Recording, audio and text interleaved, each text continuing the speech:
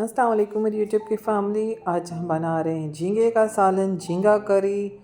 बहुत ही लजीज है, जायकेदार है, वाइट चावल के साथ बहुत अच्छे लगते हैं। तो आइए इसकी रेसिपी स्टार्ट करते हैं। हम यहाँ पर सामान कुछ इस तरह है मेरे पास कि झींगे हैं, मैंने नमक लगा के इसको साफ़ कर लिया था। 750 ग्राम ये झींगे हैं हमारे पास। प्याज चॉप कर लिए, 2 अदद प्याज है हमारे पास जिसको मैंने चॉप कर लिया है।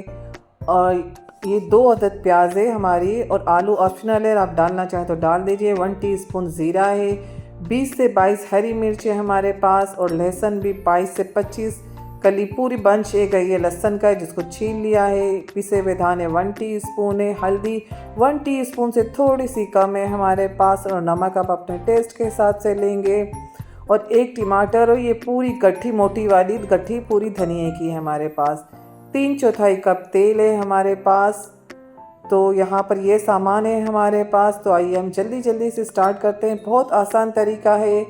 यहाँ पर टमाटर और हरी मिर्च हम इसमें डाल देंगे, इसको अच्छी तरह से वॉश कर लेंगे। 1 टमाटर है हमारे पास। लहसुन, धनिया, मिर्च और टमाटर को सब्सक्राइब करें, लाइक करें, शेयर करें और एक प्यारा सा कमेंट करना ना भूलें। हम जूसर मशीन के जार में डाल के जग के अंदर इसको टमाटर को भी मोटा मोटा सा काट लेंगे। और इसको वॉश कर लिया है मैंने अच्छी तरह से। धनिया में बहुत ज़्यादा डस्ट होता है तो इसको अच्छी तरह से साफ़ कर लीजिएगा और फिर छानिएगा। और इसका पेस्ट बना लिया है मैंने। और इसके अंदर हल्दी, पिसे हुए धाने और नमक इसमें शामिल कर दिया है हमने। यहाँ पर चूल्हे को शुरू कर दिया है मैंने। तेल गरम हो चुका है हमारा। तो इसमें हम अपनी चॉप प्याज डाल देंगे। पहले तेल आप गरम कर लीजिएगा और देखें प्याज को फ्राई कर रहा है। प्याज हमारी इस स्टेज पर आ चुकी है। इसको गुलाबी नहीं करना है, हल्का सा सौते करना था प्याज को। और अब हम इसमें झींगे शामिल कर देंगे। झींगे को आपका पानी पूरा ख़त्म करना है, अपने इतना फ्राई करना है कि झींगे में से पानी ख़त्म हो जाए। तकरीबन 3 से 4 मिनट लगे थे मुझे। इस स्टेज पर मैंने ज़ीरा भी इसमें शामिल कर दिया है कि साथ में ज़ीरा भी हमारा फ्राई हो जाए। ज़ीरे की खुशबू बहुत अच्छी आती है झींगे के साथ जब हम फ्राई करते हैं।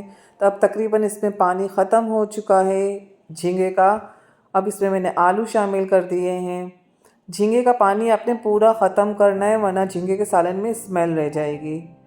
तो यहाँ पर पानी ख़त्म हो चुका था तो मैंने इस स्टेज पर आलू डाल दिए। आलू को भी 1 से 2 मिनट में फ्राई करूँगी। इसके बाद धनिया का पेस्ट जो हमने बना कर रखा था, इसमें हल्दी, पिसे हुए धाने और नमक शामिल कर दिया था, वो हमने शामिल कर दिया है। अब हमें इसे अच्छी तरह से इसकी भुनाई करनी है।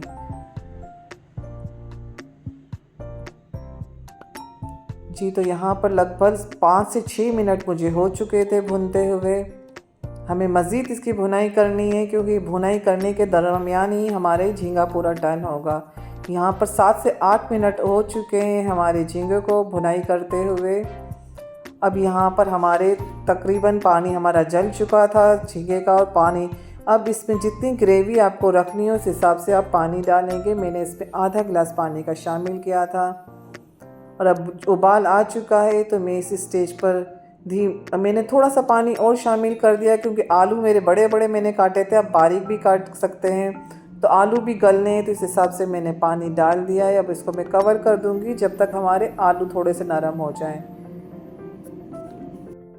यहाँ 4 मिनट में हमारे आलू गल चुके थे पूरे। अब हम तकरीबन हमारा सालन तैयार है। आलू चेक कर लिए, हो गए थे। आइए डिश आउट करते हैं। हम ज़बरदस्त था झींगों का सालन चावलों के साथ, ख़ास तौर पर वाइट चावल के साथ बहुत लजीज लगता है। आप लोग बनाइएगा और रेसिपी ज़रूर बताइएगा आपको कैसी लगी। काठियावाड़ी टच को सपोर्ट करें। अल्लाह हाफिज़। दुआ में याद रखिएगा।